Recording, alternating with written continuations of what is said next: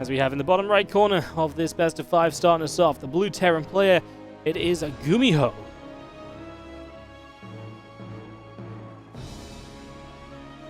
While in the top left, our red Zerg from onside, Solar. Been seeing Solar play well lately. GuMiho too. I really think that looking back on this last year, it's been a great year for both of them. Solar, what a GSL. GuMiho had some top 4 performances. He had top 2 in Yon Japan as well in ESL Summer. It's been a good year from both. I really feel like they've both stepped up their game. Solar has become one of the more consistent Zergs, whereas before, we always knew Solar was very good, but he struggled to bring that kind of display every single time he turned up to an event.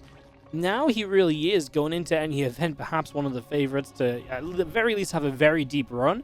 You know, top 8 is almost seemingly a guarantee for this guy lately. And GuMiho as well has really kind of forged his name as one of the top Terrans in the scene, alongside the likes of a Bjorn and a Kua out of the Korea region, where I think before this year we would have probably said Bjorn and Kua are much more consistent than GuMiho, but GuMiho has really brought it in this past year. He's really kind of leveled it up a little bit. And it's one of the reasons we invited him to the Christmas Day Games. There's obviously so many great players we can invite. I just really felt like GuMiho was a great one to get involved because, again, he's been so fun to watch this year. He's given us a lot of great games. Excited to see what he can give us throughout the course of this TvZ. This was a semi-final matchup in the... excuse me. This was, of course, its semi-final matchup over in the ESL Summer as well. That's where GuMiho did get the better of Solar. But, of course, as well, we had the GSL earlier this year, and that's where... GuMiho had that runner-up performance. So GuMiho also a runner-up in GSL this year. I mentioned that he had the runner-up in ESL Summer, but GuMiho obviously runner-up in that GSL Season 3, and that was to Solar, so a GSL Finals rematch on our hands as well in this very first round of the WardiTV Christmas Day Games. Match 3 of our quarterfinals, best of 5, of course, as mentioned a couple times over. As our first Reaper comes across the map, it is a forward rack, so we are going to see multi-racks Reaper here to get things going. And the first Reaper already showing up in the natural. One drone takes a bit of a ping of damage. Just a few Zerglings start to move around. His Reaper will go for a little bit extra. Drone takes a bop. The Zerglings continue to take some shots. And now 2 more Reapers on the way. The Ling's still chasing that Reaper around for a little bit. Zergling speed is on the way up. The Queen's popping. Ling's all on the way. Another Reaper comes across to the far left-hand side and will start to put some damage onto this hatchery. Will start to deal some hurt here. I mean, ideally, if you can get a cancel on this base, then brilliant. We are going to go 3rd racks behind this, but this is after a command center as a question mark there. Not sure what's going on when these guys... it looks as though they had a little bit of a pause whenever this was played. It looks as though whatever it was is figured out and resumed, maybe a little bit of lag or something. Anyways, GuMiho hops up. 3 Reapers will continue to pressure. And yeah, because it's 2 racks Reaper initially, you're not really expecting this 3rd hatch to be cancelled or anything. But I like this, getting in the main base, trading out for a few of those Zerglings, just finding a bit of damage already. Always good to see. Definitely not a bad way to start it. As the Reaper comes back through, the couple Lings take some extra shots again. You still see that stim pack coming up, and Marines on the way. 2 more Reapers showing up once again. That hatchery is again in some trouble. I don't think we'll ever kill this hatchery, but if you do bring it low, at least then it maybe becomes a target for later. Something you can take down at a different point in time. Something you can actually engage into and fight. So possibilities there for sure as our Reapers come back up. The Lings now have Ling speed, so it's more dangerous than ever before to be on the map as these Reapers. So that's one thing that they are going to have to watch out for here as they hop up into the main base. And through they go. Just seeing what there is to be done about this situation. The answer is honestly not very much. Again, with Ling speed out, these Reapers have to be pretty cautious for the most part. Not a lot they can really do there. And you see them just backing away over to the far right side of the map instead. Looks as though they're just going to take the watchtower and continue to hold map control for a little bit.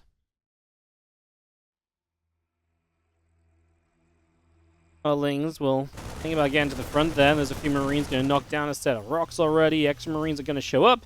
Stimpack's about to finish. Extra Marines coming through. Our starport is on its way as well. One more depot goes down on that natural expansion. Obviously, GuMiho very well set, so Solar will not find anything thus far with these units on the other side. Again, Stim's about to be done. We've got our starport finishing up. We are going to be heading into these medevacs fairly shortly. That definitely seems to be the plan here from GuMiho, so he is moving it into this bio play with the medevac support. Everything you would kind of, I suppose, really just expect as these Marines come forward, and they're going to grab an Overlord as well. It's just going to nab that nice and quickly.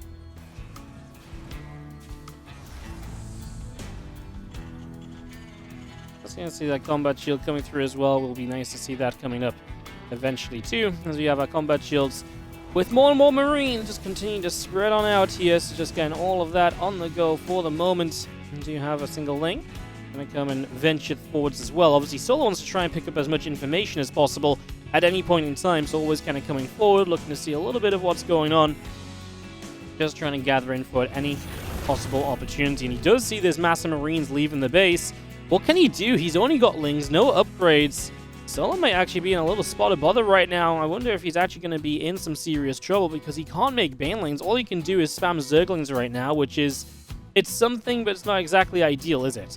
And if there's just too many Marines and these lings can't justify a wraparound, that's going to be really bad. We've got the few Reapers, grenades as well, could maybe make a difference. We're moments out from combat shield, 6 to 7 seconds now, and then that will be done. The first group tumor's already going down. Solo really needs to take a great fight. I'm not sure he's necessarily going to find it. The Queens can tank a little bit, but now they're taking somewhat free damage. The Lings were not engaging. Now the Lings run in, they back off. They're being cautious of Reaper grenades as they do begin to fight. The army is really just set up against this wall, and that's just going to minimize all of the surface area available, and I think that is going to make this a very good fight. Resources lost massively in favor of GuMiho, and he has got to be feeling pretty darn happy about this for now as he sits. I mean, obviously the game is not won or anything like that, but he's definitely put himself in good stead. Let's just have a few Queens coming through. The Marines are going to come and try and fight back. I mean, if Solo gets banelings up and he can hold this, then brilliant, because this is also on 2 bases. Currently no 3rd CC building yet. Even if this game doesn't go much further than this, we do still see GuMiho has, held back the creep spread and really controlled a lot of what Solo's been able to get up to, although here are reinforcements. At some point, Solo still has to take a fight. We're miles away from seeing baneling speed, considering the Terran army is right on top of you already. Stepping forward, a Queen goes down, make it a couple. You just see these Marines can obviously lift if they need to. We have the siege tank that should be looking for that absolute kind of clump of banelings. The Marines will protect the siege tank nicely. The medevacs get away over on that other side as well, so job well done on that one. I think GuMiho's efficiency continues to be found now. 1.4 to 2.6k resource loss difference. GuMiho's down in upgrades in terms of 1-1. That's one thing Solo has, but how much does the 1-1 help you? I love this, getting the Marines on the high ground in position to help the tank on the low ground just to ensure that it will not go down. And reinforcements, by the way, are about to arrive with another tank setting up here on Golden Aura. I do not know if Solo's going to be able to do much about this, and this Zerg map pick is very quickly getting away from Solo and looks as though it's going to be full force in favor of GuMiho. Marines continue to fire it up. Queen's still taking damage. Ling Bane rolling forward. The tanks get sieged again. The Banelings are getting blasted.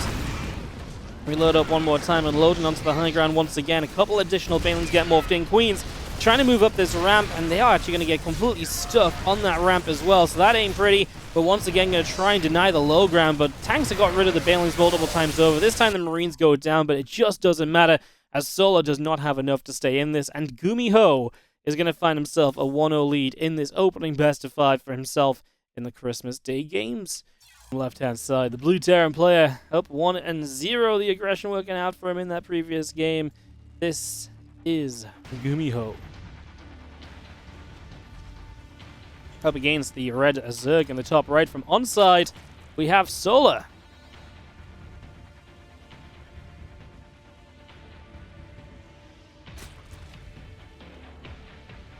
Game 2 of our series here. Follow this Overlord out onto the map to get us underway.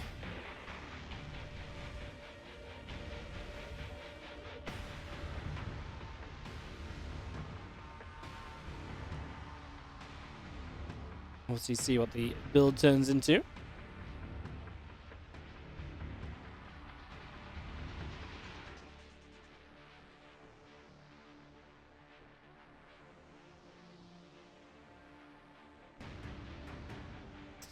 We have GuMiho just getting into his initial barracks, for example, the gas as well. Obviously, nothing too surprising in the very first few moments of the game, so everything in that regard looking very much so as expected. So, like I say, no immediate surprises or anything along those lines. See if he obviously is already changing it up from the last game, however, because last game we had the multi-racks Reaper. This is obviously not going to be that. So that is already absolutely different. And GuMiho just switching it up game by game. Definitely one of the big things that's changing TvZ this year. We've seen so many different ways for a Terran to open. It's really become a lot more varied, a lot more exciting in that regard. It's definitely been a year of Terrans diversifying their openings, that's for sure. As this Overlord continues down toward the bottom left, Reaper still on the way up, a couple queens and a couple drones continuing out also. As you can see the supply depot coming up, there is the single Reaper of GuMiho just moving out to the upper right hand side of the map, off and away on a bit of a journey already.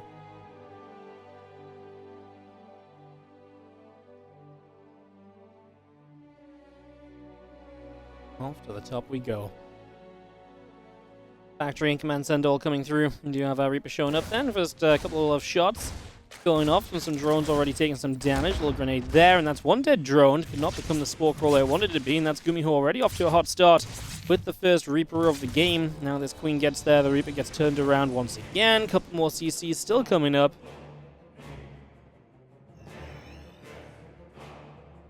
It's going to be seen our Reaper back around into the center. A couple more CCs on the way. Factory is still building. Reactor is about to finish on the barracks, and that Overlord production continues just for the moment as well. One Reaper to the top side will still go poking away on the hatchery. Obviously back at home, we're looking to see what it is up GuMiho's getting up to, and he chooses to go into the Hellions, so he's going to opt for those reacted Hellions and see if he can put some pressure on with those. 3 CC as well, so very macro-oriented. Meanwhile, Solo obviously getting his own third hatch up, link speed on the way, so looking secure himself as he gets himself through these early stages against the Terran without any issues.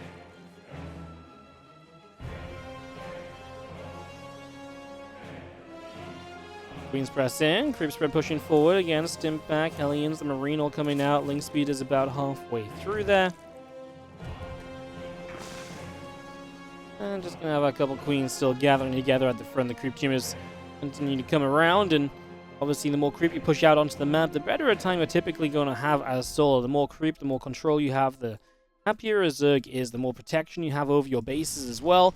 This is one of the main things that these Hellions should be typically trying to contest, right? These Hellions and the Reaper try to contest out on the map, try and deal with the, the creep spread, at least stop it kind of spreading in all directions all at once. Keep it somewhat manageable so that by the time Marines and Medivacs are on the map, you can actually be significant in what you're cleaning up with those Marines, rather than the Marines clearing up creep right in the middle of the map and never denting in towards, the Zerg's kind of bases. That's something you really got to be careful of, so definitely be secure about that, as the Hellions and the Reaper just going to pass on by, past the big old critter in the middle of the map. He ain't a little critter, that's for sure. So passing by the big old critter. And again, Medivac still, Marines still coming through. Queens on drones and Evo chambers building up as well. There's an additional extractor on the third base. And there's an SCV. Transfers down to the low ground and is going to get sent back to the high ground. I don't know, he just caught my eye coming down the low ground and he was like, nah, I actually prefer to be oversaturated up on the main base. If there's too many people working. Ah, okay, he needed to fix the refineries anyway. I wonder what that was then. That was kind of a weird little, just comes down, turns around, goes back up. Such a minor thing that usually makes absolutely, well, in this case too, makes no difference on the game, apart from this time I noticed it. There's the Medivac, single Medivac on the map. Stim's done, so again, this is your first attempt with Marines to start probably clearing out some creep. I'd be shocked if we really try to dive into the main base. Solo should have enough units to deal with that. Stuff like this, dropping off, getting an Overlord, scanning for a couple tumors, these are much more valuable because, again, you're denting into the Zerg's progression in the game. Using the Hellions on the other side to distract as well. They go for 2 drones. We don't actually scan for the creep, so we will just dive in toward the natural. Enough things, though, and this should just be a lift and get out of their plan. And it is executed cleanly from GuMiho. We'll loop back around, and if he still wants to get these creep tumors, it's very possible that he can. Solo is once again having to pull back over the left as the Hellions are back. One drone going down. The Zergons continue to get there. A few more of those Hellions continue to get picked away at. The Marines get over the right-hand side. Overlord is going to be killed off. Now we're going to hop to the high ground. This Overlord is likely going to get taken out in the next few moments as well. A few more Zergons continue to come in.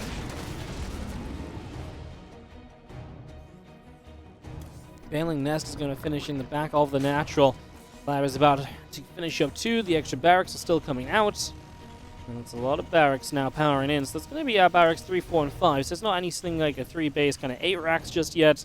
But, you even see a second factory. So you're really seeing the idea of this is going to be a more tech-based army composition from GuMiho than it is going to be about just spamming units and just looking for a kill move. Hydroden coming up as well. The hatchery continues to build on the 4th base. And a few Marines on the right side just going to come by. They're going to get a couple crew teamers straight away.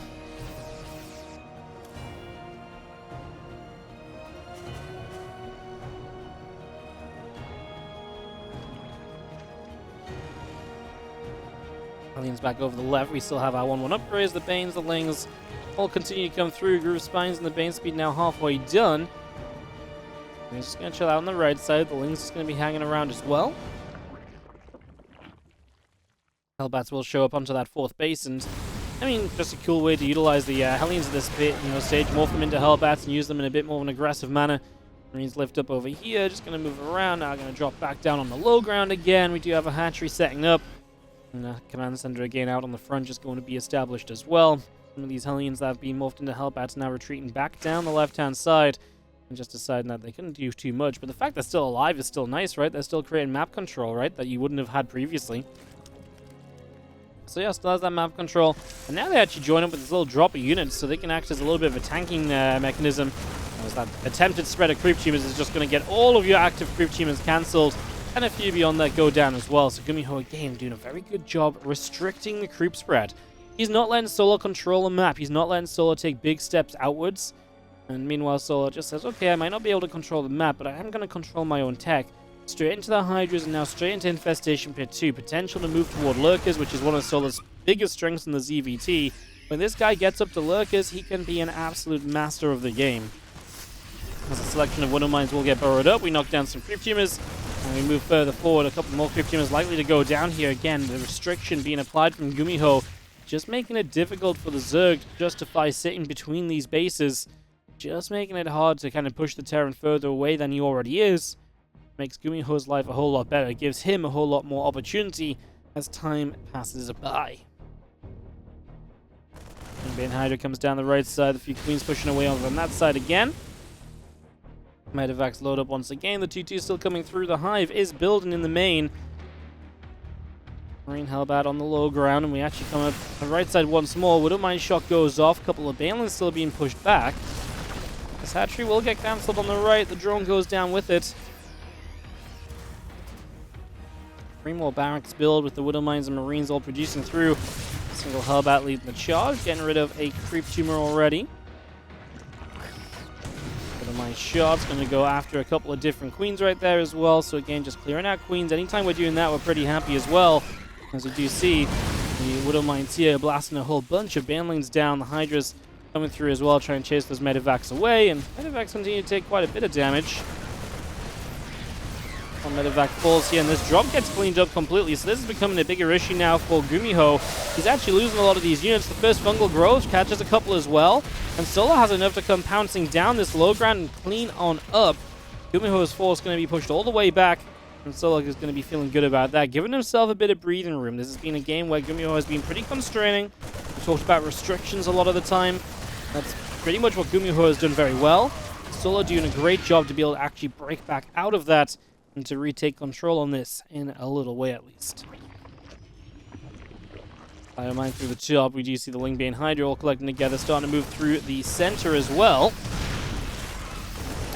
So I see a few more Marines coming around. Widow Mine shots just going to try and line up as well, as you have them continue to bust through anything and everything possible.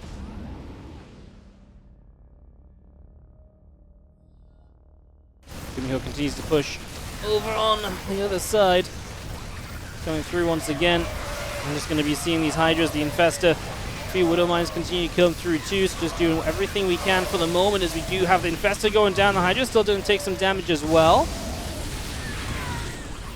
Widow Mine gets picked away at. Just going to see the Medevac still being pushed about. I mean, Solo is pushing GuMiho back. He's not letting these larger armies take too much of a stance, so big news there. At the very least, a couple Medevacs get set to go again. This time peeling away to the right side. GuMiho keeping on trying to drop. Solo's not had much activity himself in terms of trying to get drops done. That's definitely one of the notable things that Solo's been pretty... I mean, just because all game long, I think GuMiho's been up in his face. Solo's not had much of a chance to consider or to think about how he might counterattack, how he might do things in other locations, right? So I think that's one of the things that, is definitely a benefit for GuMiho, not having to deal with all that pressure that usually comes with playing against a Zerg. And that really is credit to just how he's played earlier on in this game as well. The bio still gathering up. We do see the army on the left side. I mean, GuMiho going to take the very far forward base. This is a big stretch forward from the bases he currently has. So, well, it's not bad for a Terran player to expand forward. This time you really are pushing what it means to be expanding forward, because Don't get me wrong, it's nice that it's half gold base as well, but this is a big step forward from where he was before, and now you're just going to be defending more parts of the map, which again, so far hasn't mattered, because Solar hasn't been that aggressive.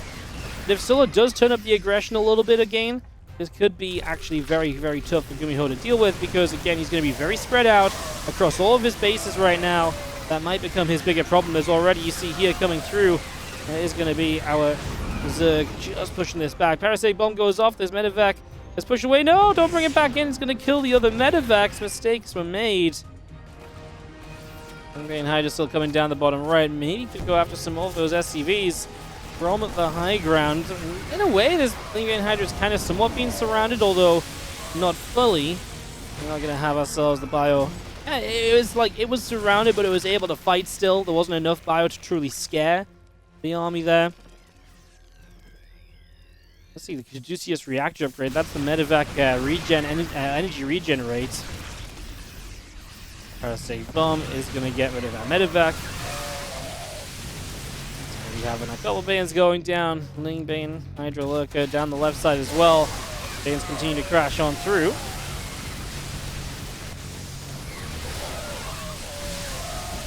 Going to see a couple Lurkers diving on the left side as well. That's going to be that base pretty much just going down. Man, Solar, I guess, doing what Solar does best, which is waiting, building towards those Lurkers, and once he gets to that kind of Lurker count, he starts to strike, and the first time he strikes, he gets 21 workers. Can he hold over here? GuMiho's army is actually pushing through. It's pretty strong. Couple snipes available to help out. Wouldn't mind shot goes off again. Couple final Medevacs going down, and that's one more as well, man. GuMiho had to put it all in the line after losing a base on the left side and just SCVs all over the shop. Solar bringing it back. Powerful play from him. And that is going to be GG's. Solar takes it to 1-1, and we're tied up here in this best of 5 series. It is going to this game 3 with anyone's, match to be taken. In the bottom right, Red Terran getting very aggressive and hitting strongly in that first game to take the win. It was GuMiho. There's in the top left, our blue Zerg from onside. It's Solar. Bringing it back in that game too with just the patient play. He was under pressure throughout. He didn't do a lot in the game. He survived. He built to the Lurkers. And man, when he gets to Lurkers, he just takes such good fights so frequently. And that was exactly one of those situations right there. So Solar gets it tied up 1-1 here. Had a couple of 3-1 victories so far today. Obviously, this is not going to be a 3-0. Are we going to see our first game 5? Are we going to see another 3-1? Those are the questions on our mind.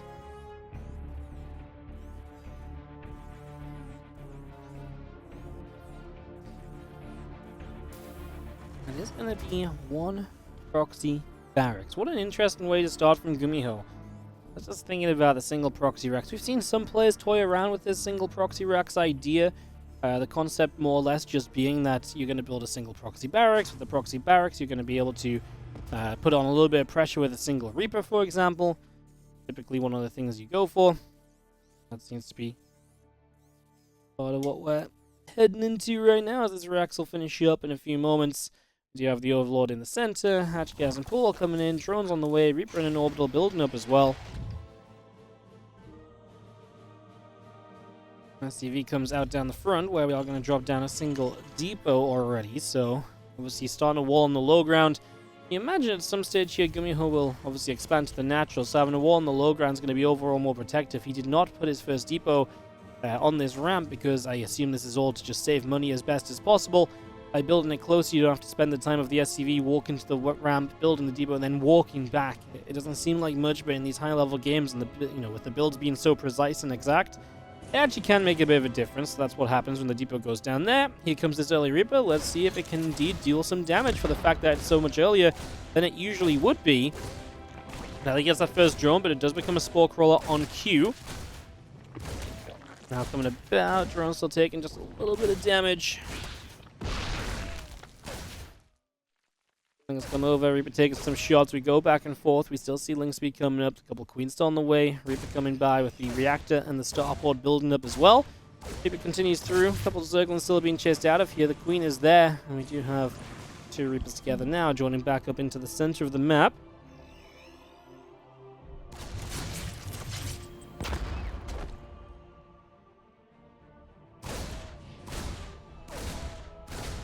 Two Reapers is going to go nipping at the hatchery. Just going to chip through that for a little bit. Speed about halfway done again. Reaper about to be finished. Still got that Queen and the few drones all coming about. Overlord still in production. And a couple Reapers just continue to ping through the hatch. Over the next couple of moments, that hatchery will be, again, just taking damage, right? I mean, we actually have the third Reaper, so it's going to be a pretty decent amount of damage.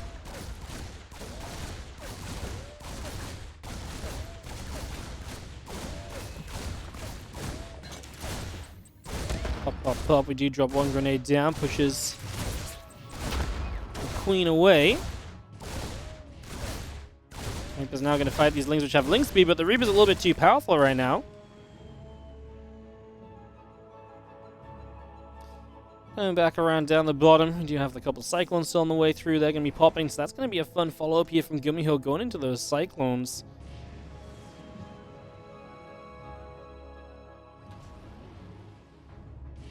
Going to be seeing the medevac loads up. A couple Cyclones do move forward. Ready to go. Push on in just a little bit. It's going to be having the Reapers, the Cyclones moving through. We actually will be able to get rid of an Overlord like this, and that's going to be a big win for GuMiho. Another thing you have to deal with is Solar ahead of this aggression, so that potentially becomes a problem. And Queen sat out in the front. A few Reapers continue over here. We'll just have the medevac loading up a couple of Cyclones again, take them on a journey into this main base. So again, fun, different way of being aggressive. I like what GuMiho's done in this series. Every game has been very different. Every game has come in with a little bit of different fire, or a little bit of a different style. GuMiho's been very good so far at mixing it up. As the Roachron finishes up from Solar, he'll go into the lair as well. Right, see just kind of a Roach style from him. Maybe afraid of this continuing to be some kind of mech play. The Roach style then keeps you kind of, covered on your bases at that point.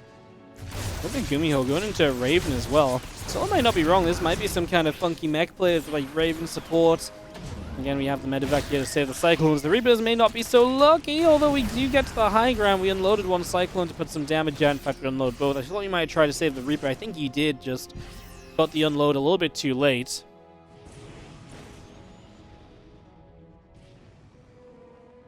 Reaper and the Cyclones joined together. Again, a couple more Hellions coming out. The Banshee on the way. This army of GuMiho continues through the middle of the map to the upper left-hand side.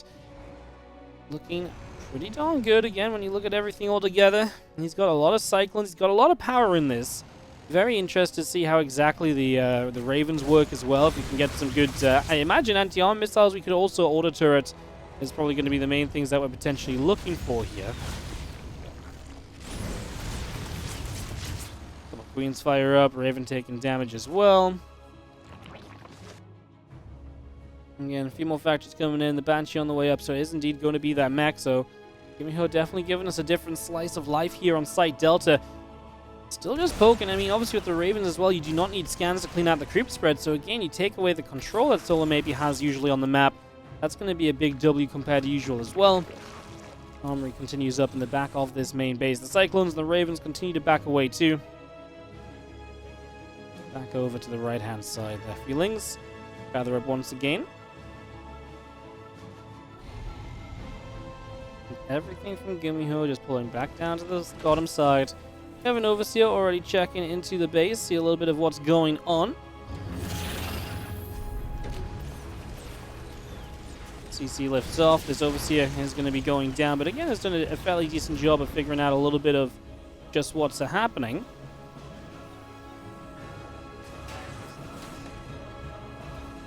Obviously, GuMiho just taking this as an opportunity to move into that next base along as well. It's just getting that next expansion up and ready.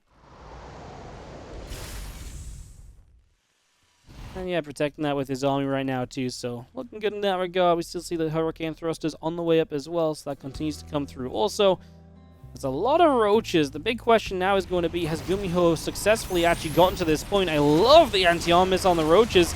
Does he have enough units? The issue with mech against this is sometimes you just don't have enough ready to go in time. And that may very well be the case here, as the Roach is already pushing through. The Cyclones will kite for their lives out over to the left-hand side. However, the Roaches and Ravagers are chasing that down nicely. This base is completely exposed right now. I have to say that this is not exactly feeling good if you are a GuMiho fan, because that's 11 SCVs, and despite despite how cool this was, kind of setting up and everything, I think you can kind of see how the numbers just aren't there. Now, at least the Banshee or two will help out as well. The Banshees will be very good for helping just to turn these roaches back around a little bit, so that's going to be one big benefit, if nothing else, of having these Banshees here. Solar supply up by about 50 as he retreats home with a lot of units. I think that's important to note as well, that he actually got away with a bunch of this.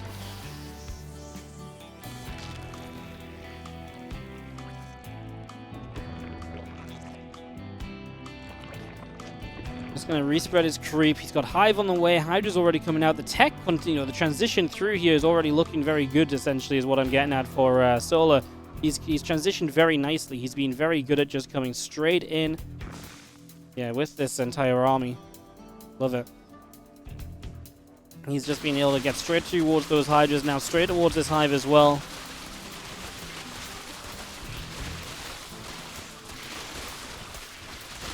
Just going to knock our rocks through. It's just going to open that up.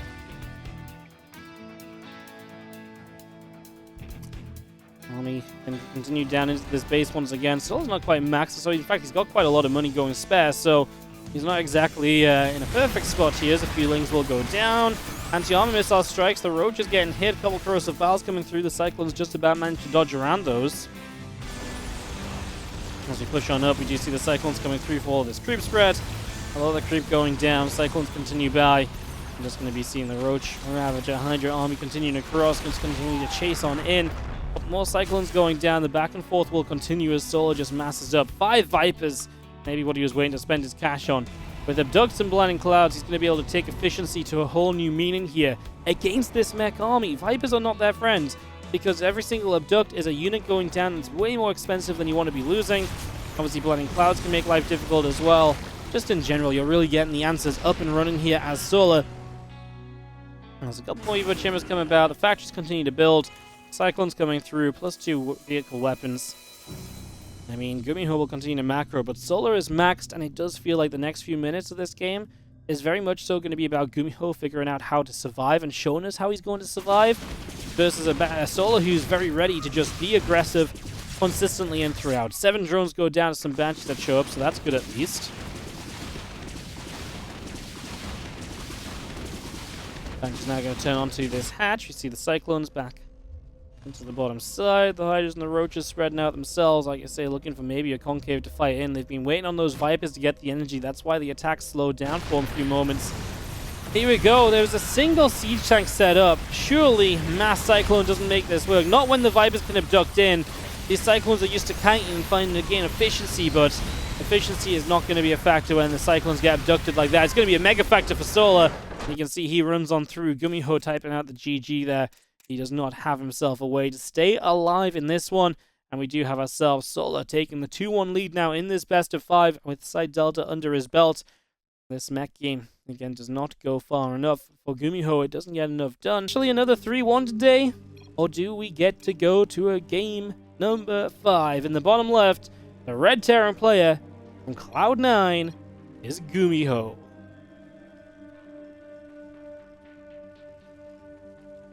Top right, the blue Zerg from onside. We have got Solar.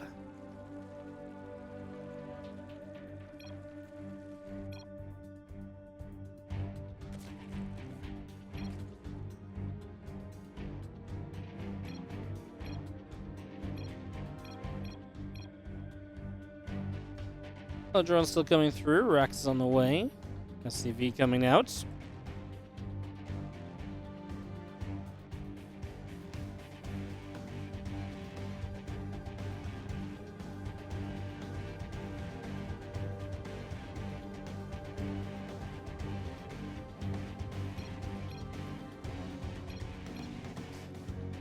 These two just chatting away in these early stages. Two fairly chatty players typically, not sure what they're saying. Not read Korean that that in depth at the very least. I'm sure they're having a good old chitter chatter about things though. Let's do have just again Overlords moving across the other side of the map for a few moments. Reaper in the orbital, continuing through, a couple drones coming out, hatching the gas coming up. Everything looking fairly regular first few moments. I know I'm following this Overlord, but Until Mr. Reaper pops out, there's not much else going on. The SCV is about to be a command center. Not even an SCV scout early game, so GuMiho just going to cut the corner on that one. As we do have this Reaper popping in a moment or two.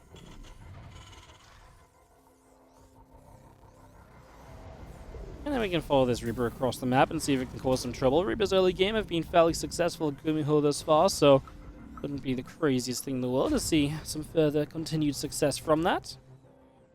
As our first Reaper begins to move out across the map. Zooming away out across the upper side. Advancing are coming up, Factory coming through, a few Lings and a couple Queens on the way out from Solar. No surprises there. Again, this is just a short map, so while in the last game we saw a Proxy Reaper showing up quickly, this is just a Reaper at home that arrives very quickly because of the map size. Those drones are in a little bit of trouble. You can see them kind of running around. We lose one. I'm not sure why you put them back this way. I understand you want to keep them nearby, perhaps, but he could have just ran them up to the high ground. They absolutely would have been safe then. Yeah, felt like a little bit of a mistake, but it does give then GuMiho a single Reaper kill on his drone to start off with. He should be pretty happy about that. Circling speed continues up on that spawning pool. Orbital command still coming in as well on the side of GuMiho. Factory lands on the reactor. Barracks lands right next to it. Well, Hellions already coming through as well, by the way, so I've seen those coming on up.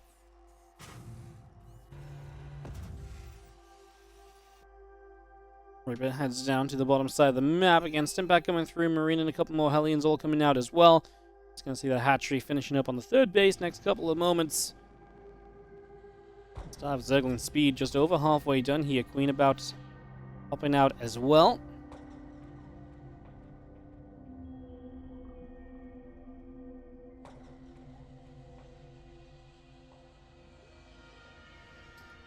Wait to see if these couple of Hellions, as they'll be joined by a few more as well, still won't be able to find much of anything heading across the map or so. A couple of Marines have found an Overlord. It's going to try and get away with the speed zone to help it get toward high ground. The Marines will not be able to grab a kill without some kind of high ground vision, but at least you know it's there as GuMiho, so that's a target for you to take down a bit later down the line, right? Definitely something you can try and do. Let's see, Stimpak is about halfway along, so continue to bring that Stim up as well. Those few Hellions continue through the center of the map. See if these Hellions can do anything. The Hellions in the previous games were okay, definitely creating some opportunities for GuMiho. I wouldn't say they kind of delivered in a major way. They were always there kind of threatening and pressuring. In this case, the Queens right now take a couple of shots and able to put some shots back onto those Hellions, so all of that's pretty fine. Still got that armory on the way up here on the side of GuMiho, so we're bringing that through as well.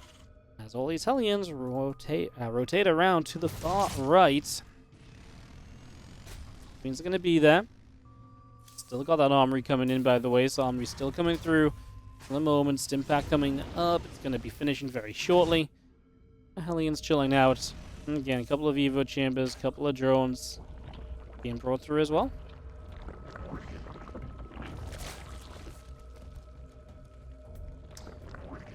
So with the Evo chambers, you do see that Solar is starting to take a sense of urgency towards his upgrades, which is good to see. Taking those seriously. So often you see the Zergs run into trouble when it comes to upgrades against a Terran player, right? So just good to see that that's not going to be the case here. I mean, look at the Terran push, though. Hellions wolfing into Hellbats, keeping those alive from earlier. We do have Stim available on these Marines. This is a fairly powerful push that's about to come through. Going straight up to the top side. This hatchery already going to be in trouble. The Hellbats right next to it. A few Lings start to come in. There's a counterattack of Lings on the third base. Well, this is damage on the third for damage on the third base, but I can tell you that that's absolutely looking better for one side rather than the other. It's definitely looking a lot better here for GuMiho, who's getting a whole lot more workers out of this. Solar, obviously this base can just lift up as well, so he's pretty much limited in terms of what else he can do here, and he's just not prepared for this attack. Very akin to the game one where he just wasn't quite ready. In this case, it might not fully end the game, but I mean, he's going to do serious damage. 16 workers killed already is a pretty sizable amount. I mean, now you're ahead on workers as the Terran with triple mule available. The Lings are going to find a continued attack through, but they're finding Hellbats defensively on the natural, which is not exactly ideal. That's not really what you want to be dealing with here, right? Not really. Single Ling going after a couple of the SCVs. Still got Hellions, so Hellbats and Marines on the other side then from GuMiho, trying to find a chance to do a little extra perhaps. You see the Marines going after that Overlord, the few Queens coming across. 1-1 upgrades, Combat Shield coming through, the 1-1 melee upgrades coming in on the Evo Chambers from Solar as well. Still just being seeing these Marines and Hellbats continuing back over to the left through the center of the map, running out of there for the moment, trying to get away. Having more drones producing through from Solar, still just bringing up a whole bunch of that. The more drones, the better, of course. Things get all the way down to the bottom, taking the acceleration zone for a moment or so. 1-1 on the way through, Depot's coming up, Barracks on the way. Plenty of Marines still pouring out for the moment. The Hydralisk Den is also in production over here. And a little bit more creep spread still just coming out as well. Those couple Lings out into the middle of the map. And we'll just join up with these Banelings. A few of those Banes already morphing. Now Medivacs making their move up through the top side, ready to dive into the main base. Next couple of moments, in they go. Medivacs into the main, Spore firing up. Marines will be able to unload here.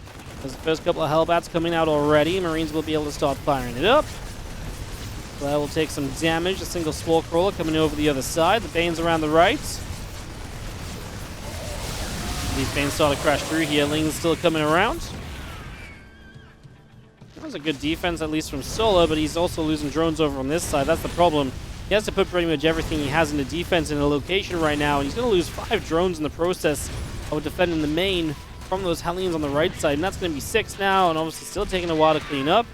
The Medivacs are still here. Only 1 Marine, though. They should really just leave. There's nothing to gain by sticking around on this scenario. Well, apart from, you know, the loss of Medivacs, you can gain you can gain yourself less Medivacs in the game. It's not exactly ideal. Marine Mine continues through the bottom side and will go pushing. See what else can be done. 2-2 upgrades coming up. The Hydra's on the way. The few more drones coming about. We do have our Queen, so it's going to get an inject off there as well, dropping it onto the lair. And still Widow Mines and Marines continue to push around the far right-hand side. Ling Bane going to be in some trouble because not a lot of the Banes are morphed in. What can the Widow Mines do here? Ooh, friendly fire, that's what. They land onto the Marines while hitting those Lings. And Solo kind of holds a little bit. I mean, GuMiho should still be able to keep up the pressure, however. He should be able to keep this going. 1 Widow Mine and Burrows already. The 2-2 still coming out with a couple more mines in production. And the Queen is still just spreading that creep out down the bottom side. Medivac already taking a few shots. The few Marines and the Widow Mine taking some damage as well. If the station bit builds on the main, this Medivac pushed down the right side once again. So that's actually going to go down. Again, trying to lead these units into the Widow Mines, trying to let the Widow Mines put in some work. He has 6 kills on each of these mines, by the way, so they've been putting in some work, but again, there was some friendly fire too. That's GuMiho's army. When you look back at home to the reinforcements that will eventually come, it's pretty darn large, right? There's a lot of units here. It's a lot of bio. With those Medivacs, with those couple of mines, going to come across the other side.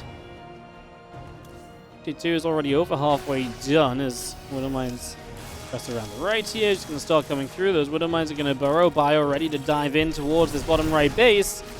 And we go. A couple drones popping out, going down very quickly. The Banes are going to come through as well. And Medivac's just going to lift off, get away. A couple more Widow Mine shots coming by. Boom, onto a Baneling, onto a few Hydras. Now these Banes continue through, and again, the Bioforce will stim it up. Chasing after everything for a few moments. I mean, again, can these Hydras get in range? We've got an Infestor on the way, looking for a Money Fungal to try and bring us back into this. The Hive to help transition in towards Lurkers eventually. Solar is putting some pressure back on this army, and GuMiho will have to fall back, but the army on the top side is going to go unanswered as GuMiho runs in over here, and there is nothing to contest this army just yet. A few drones have already gone down. You can see now that it's going to be a little bit more than just a few drones of damage. This hatchery may go down as well. GuMiho is still trading in the bottom right now, fighting against those Queens. Again, both of them playing very quickly in this game. 500 APM average for Solar, 320 average for GuMiho. These guys continue to play some fast StarCraft 2. We lift up. Actually, that's a dead couple of Medivacs there. I think that was a Widow Mine shot splash. A lot of units took damage at the same time. But one full Medivac did go down. The other that went down was empty, so a little bit of supply lost from GuMiho. I'm just not sure if that's enough to give Solar the edge that he needs. He doesn't even have enough Banelings. For the lack of army supply, he's also got a lack of splash, so he's not able to really have those units that'll make a turn in this fight. He's just got units that may be able to hang on a little bit and keep on trading out somewhat badly. I don't think this is going to get any better anytime soon. Solar really puts it to GuMiho. He gives him absolutely everything he's got. There's only a couple of Hydras left, though. That one Infestor looking for the money fungal. Can it find some magic here? It finds nothing, and that, in fact, will be GG. As Solar says, I'm out of here. GuMiho says, let's go to a Game 5. It's the first time in the tournament we're going to get all 5 games. We are going to go the distance here in this quarter-final matchup. So Solar and GuMiho going all the way to this game number 2. Let's see who our first player on the bottom half of the bracket is going to be going to the semi-finals. As we have in the red, the Terran, bottom left corner of Alcyone, it is GuMiho. And the top right, our blue Zerg from on side, Solar. Oh, it's interesting. We've seen a lot of 10-ish minute games, right? These guys have been somewhat aggressive to one another. I think Hecate went a little bit longer, but otherwise we have been hovering around that 10-minute marker or so.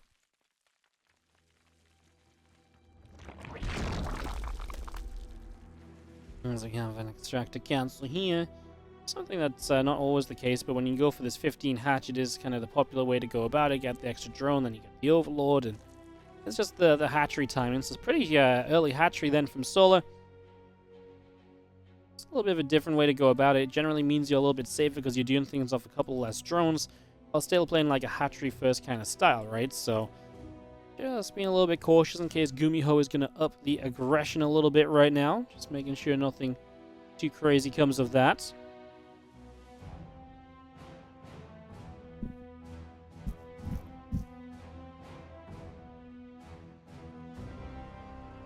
Just having our Overlord heading down the bottom side. And there's another Overlord coming out in towards the natural as well, so that's just going to come through pretty much straight away here. And it's going to be our excitement for the next few moments. This is what we're going to be chilling out with, waiting for that Reaper to spawn. Obviously, tell us a little bit more of what's going on. And just like GuMiho really had so much success with that Reaper opening back in Game 1 and just never really looked back on it.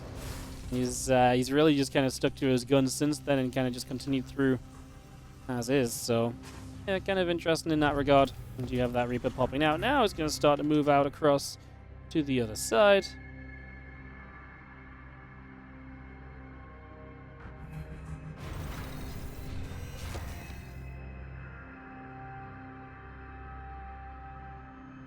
Couple queens, couple drones all in the way. We do have ourselves the first Reaper showing up. Is going to go after one of these drones already. He's just going to put some damage out, and that first drone has to go running a little bit here. The factory continues to come through.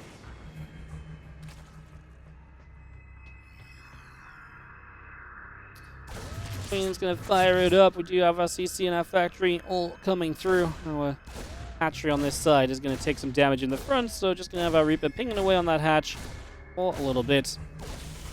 Reactor still building up on the barracks. The factory would like to swap onto that in a couple of moments. Just going to do a little switcheroo. Factory onto the reactor, go from there. Get some Hellions out. That's generally been the case so far here from GuMiho. Get those Hellions on the move and just get that all rolling. As we have otherwise this single Reaper out in the bottom left, just going to move around a little bit as well. Ling speed coming up, a few more drones coming out, hatchery and Lings all producing by. Alcyone as a map goes, it's interesting this map. I feel like it's had such a cool kind of lifespan in the map pool already, where at first it felt like Alcyone was the kind of map a lot of people were really kind of into. I think Aldous does still make it into series, but this was like the first pick for Terrans at one point in time. Now it's kind of becoming like, both sides kind of like it. There's some good positions for Terrans, but Zergs realize they can play a pretty long, big long game on it. You can really spread out a lot, which makes the Terran have to spread out themselves, which can be, something else you can really work with too. So definitely some possibilities across the board on that as our fusion core goes down in the back of the main. So fusion core coming through, the couple extra SCVs coming about, Ling speed's about to be done, and that creep spread still pushing into the center a little bit. Our creep goes pushing out. We do have the Overlord going to get knocked down by the Viking and a couple of Marines. Solar, the supply block there, just a second. Again, our Hellions will fire and a Ling goes down. The rest of these units going around the left-hand side. 4 Hellions and a Reaper going to make their way over to the far left. Again, we still have that lair building. The Baneling Nest coming through as well. A few more drones, a couple of Queens, all in production. And again, the fusion core is already finishing up in just a moment here as well. So just getting that fusion core completed.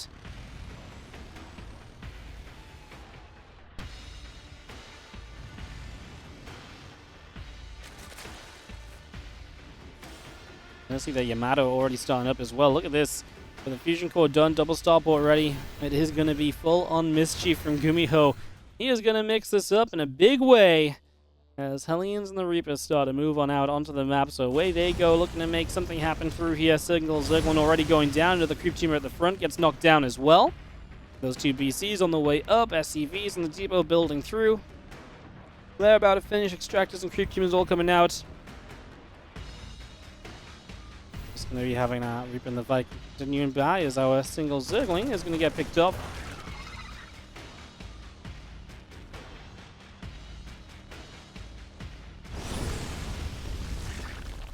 Lions pick off one Ling already. I mean, again, how much does Solo know about this? How ready is he to play against these BCs? He's really not seen anything. You know, his setup does not suggest he knows either, because otherwise he'd be instantly building a Spire here. Spire is a very good answer for you if you can get set up against it, so... See a few more Lings coming around, those Hellions all getting set up. Obviously, again, they're playing pretty defensively too, holding back. I think right now, GuMiho is really prioritizing kind of saving his opponent from, you know, seeing what's going on. I wonder if Solo at some point becomes suspicious. It's like, man, you're really not putting any pressure on in this game. I wonder if that, like I say, causes some suspicions at some point. Well, we do have our first BC on 2. Just going to teleport straight across into the main base, man. The lack of preparation from Solo is quite damning. He's definitely had a couple moments in this series where his scouting has just not given him all the information really necessary. That Spore was very out of position. The single queen in the main was not exactly going to do it. And these battle cruisers are already causing chaos. And they haven't taken damage too quickly either. A couple more Yamatos going down. 4 drones being picked off. We turn back into the main. This Spore Crawler will also get picked away at. Oh, this is problematic. You've got the Lair taking damage now too. So this is really continuing to be a big problem. 6 drones, and again, I think the biggest thing is right now the battle cruisers are so healthy, and there's going to be 2 more on the way as well. So he continue to sit as Solo just in a world of trouble. Maybe on the low ground he starts to be a little bit more well defended. As Overlord goes down though, I mean, I think GuMiho's doing a good job of finding the positions where Solo is weak. I want to see why not just finish off this Lair. He scans in the natural, he doesn't see the Spire there. The Spire should be in the safest possible place, which is on that third, which is where a lot of the units were until a few moments ago. Now you do see those units are moving along a little bit elsewhere. BC's continuing to move back. Another BC showed up, actually went onto the third. Hellions in the middle of the map, sitting in a choke point against those Zerglings. A couple of Banes coming through to clean up as well. Solo will launch something of a counterattack. There's going to be mostly the units in the sky here. Not as much attention paid to the ground from GuMiho, so maybe a counterattack can find something, but you can see the few Hellions are so far being enough. Maybe if there's some amount of roaches with this, it could have been a little bit more meaningful, but just has not been the case. And meanwhile, these BCs are still wreaking havoc. No BC lost, 1,000 to 3,500 resource lost. Finally some Corruptors on the way. The Corruptors are the defense here, right? As Corruptors pop out, you will finally have a proper answer, as we should just teleport these BCs out. This one doesn't have teleport right now, though, so one battle cruiser will indeed go down. Did not even require the Corruptors in the end to kind of get that. Hellions continue to chill out. We still see more BCs going through. The Cyclones coming out. Our Roach Roaring is on the way as well, and the front's just getting that going too. All of these Corruptors continuing around. They will still be needed because there's more BCs obviously, so you don't want to just go giving those up.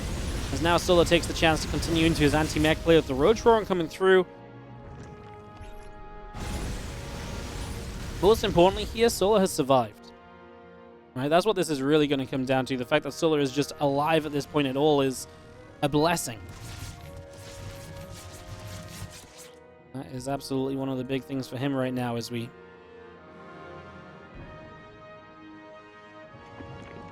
continue by. Hellions are going to go take the center of the map for just a sec. You've got the Corruptors trying to find something over in the main base. They're going to try and find value over there. Cyclone's locking on, chase them away though, so I can't say that those Corruptors are going to find too much of an opportunity. I kind of like the idea of going hunting, but the BC is obviously nowhere to be found. Can't get any caustic sprays off. I mean, that's just a good defense from GuMiho. He plays that correctly. stays in position with some Cyclones, has anti-air available against the Corruptors, and now the Corruptors getting dangerously close to the BCs. But for the Corruptors, because I feel like that's a moment where maybe a couple of Yamatos could have come down, didn't feel like the Corruptors were set up to do much about that at all. As the BCs, Cyclones now pushing, GuMiho getting aggressive onto the map. Really looking to get a move along here. Two Banes come forward, a couple of Cyclones already taking some shots. Also taking some Bane connections, never fun. The Corruptors try and loop run around the back. Again, just trying to stay away from Cyclones, I imagine, as the BCs sit overhead. And we are going to launch 3 Yamatos straight into these Corruptors. Bang, bang, bang. And the Corruptor tax is paid. That is the problem. The BCs throughout will find efficiency in the form of those Yamatos. Every time the Yamato or Corruptor, that's more money spent from Solar that has to be spent rebuilding the Corruptor. Because you need to keep the Corruptor count up. That's the best part of the BCs. Just being on the map means those Corruptors have to be made, and that means you have to have some amount of army supply caught up in them, and you always have to replace them when some go down, so the Yamatos are always good to cast on Corruptors. A flurry of issues as Balins crash through, Hellbats, Cyclones all backing away, the Corruptors coming through again on top of the battle cruisers. We're going to see one going down. Yamato went. Did we get the teleport away? We do on this next one. Final BC standing in the fight right now. Final couple BC standing in the fight. The Corruptors will still chase. I mean, the Roach is doing what they can on the ground. Another teleport is forced. We're getting rid of a couple of missile turrets. Oh, the BC on the left side. That one had teleported away. It came back to the fight. Corruptors get the kill. And Solar streaming into this base. He's going to find another BC here. This one cannot get away. Now, this one does have a teleport available. At least it should be able to teleport out as long as GuMiho is paying attention, which he is. He teleported just anywhere he feels might be safe, which is just a random place in the middle of the map right now, so it can't be hunted down. That's what the Corruptors are doing. They're like, hey, where'd that BC go? But they find a fresh BC. That one can Yamato and just teleport out, so Solar's not going to waste his time. Losing Corruptors now to these missile turrets as well. He has killed 23 SCVs throughout this attack. Not a bad go of it from Solar, and he definitely does damage to bring himself back in this game. Kills off a lot of the BCs. Just talking about the importance of keeping the BCs alive and what that means in the game. Yeah, there's a couple alive and we're building more, but you're not meant to have to replace the battle cruisers because they are so expensive. Replacing the BCs doesn't often feel like then it's been a win for you as the Terran player, whereas if you keep your BCs alive, it feels so freaking good.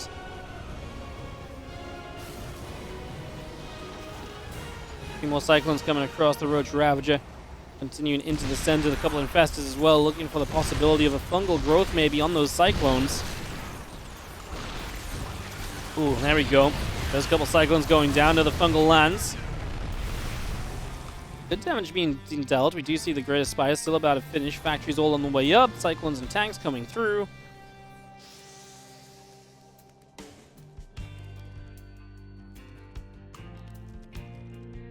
General plans coming up as well in that spawner pool, so we keep this on the go. Plus 2 missiles also producing right here. Still more BCs out in the center, joining up. Cyclones beneath. Solar's maxed, and GuMiho is still on his way to being maxed again. I just love that Solar's already making his way towards Broods, getting himself his own additional tech in play during this. As GuMiho is making progress, though, I mean, to be fair, still 4 bases top side, gold base on as a 5th, and now this bottom side CC building 2, so he's got a good setup there. He's finding himself some damage with Hellions. You know, it wasn't the prettiest of, a couple of minutes for GuMiho perhaps, but I'd still say it's pretty okay for him. I still feel like overall you're feeling pretty alright about how this stands. Orbital continues to sit out in the center. The Cyclones come over. A couple of Lings will be picked away at. Broods will continue to fire. The Cyclones and the SCVs continue to be chased away. Missile turrets going down. Lings still hunting forward. Well, there's no answer to the Broods right now, but I do like that we're keeping the pressure up from GuMiho, keeping some counterattacks on the go. Getting rid of drones is one of the ways you stay in this, even if Solar is being aggressive successfully on your side of the map. And this is very cheap from GuMiho. The Hellbats are, at least. The Cyclones are a bit more of a commitment. Let's see what they can do, as they're just looking to run wherever they can get to. So Spine Crawler, Overlord will go down here. And kill off enough Overlords. Maybe Solar gets 2 supply block to rebuild, although might need quite a few Overlords to do that. Yeah, we're getting there. We're starting to supply block him. At the same time, the BCs make a move over on the top side. It's base trade time. Oh my goodness. We are absolutely sending it right here. As the BCs continue to fire up. 13 drones going down so far. A couple more Cyclones will get picked away at as well. That's going to be seeing the couple of Infestors actually might be an interesting addition here to the later stages. BC's still hanging around. We do on the bottom side, the Broodlords finally backing up. We're actually going to teleport on top of the Broodlords, try and take those out. And in we go. Those Brood Lords should all go down. Don't think there's any saving those. Yamato's to get rid of most of them. One does survive. The Specie on the other side is actually about to go down as well, fighting just a couple Corruptors. What a mess of a situation. Solar Supply is really down there. 145 to the 170. He will start to play cleanup, though, and I do wonder if maybe on the cleanup side of things, maybe Solo comes out looking okay, just because it feels like he might be able to do fairly well for himself. Hellbat's going after a few more drones. We do see the fungal growth landing on a lot of those Hellbats as well. Still just seeing more Cyclones being built. GuMiho is coming across the map. Solar down on workers, down in army supply. Is he down and out of his luck in this game? It definitely doesn't look too pretty right now. What can he do to bring this back if he was to bring it back? I mean, he's going to need some good fungal, some good... I mean, I guess the one thing is I still feel like these Corruptors can do very well against the BCs. And if you wipe the BCs out quickly, maybe you can just overwhelm on the ground. That's what I'm kind of holding out kind of imagination for, or belief for, perhaps, if there is a way to do this as Solar. And what is, of course, just single elimination bracket. This is essentially do or die every single match. Corruptors dive in. They're going to get rid of at least one BC. Forces the teleport back. A couple of Biles striking as well. The Biles striking have been pretty darn good generally, so it's definitely been a pretty neat positive. As Corruptors go hunting down the bottom side, of course, Corruptors, if you can't answer them, can, of course, Caustic Spray and cause trouble. They will start to do that on this orbital. It's just going to knock that down immediately. It's just going to get rid of that nice and quickly. So orbital goes down. The rest of the Corruptors going to get active as well. I mean, that's another base that could go down here. Meanwhile, this mech army in the middle of the map has been stranded. Ravages and everything continue to come through, and in they go, picking up a few units. Corrosive Vials still landing as well. SCV's going down as the Corruptors kind of left alone now, though, and the Cyclones will go after them. How many BCs are left, too? We've got 16 Corruptors. Is there a world we could get Broodlords up again? Maybe. A couple of BCs are going across the top of the map. Look to force the Corruptors to pull away over there.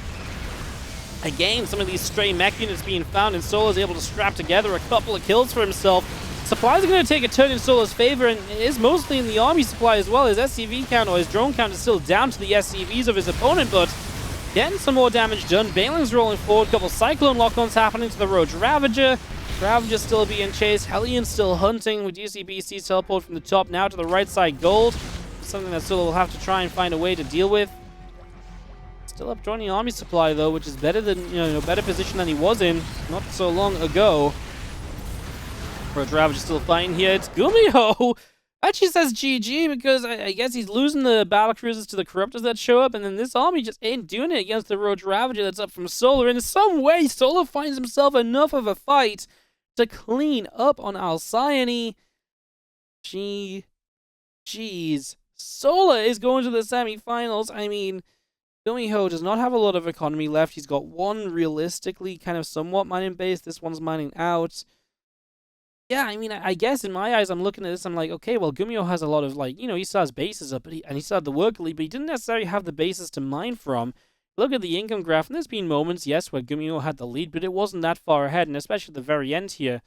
Yeah, it maybe wasn't the income lead you kind of expected it to be, and that is credit to those Corruptors. The caustic sprays on the CCs in the bottom corners really got rid of the bases that GuMiho might have been able to utilize otherwise, so that actually makes a big difference in the end. And that is going to be GuMiho tapping out to give Solar the 3-2 victory. Solar goes to the semi-finals.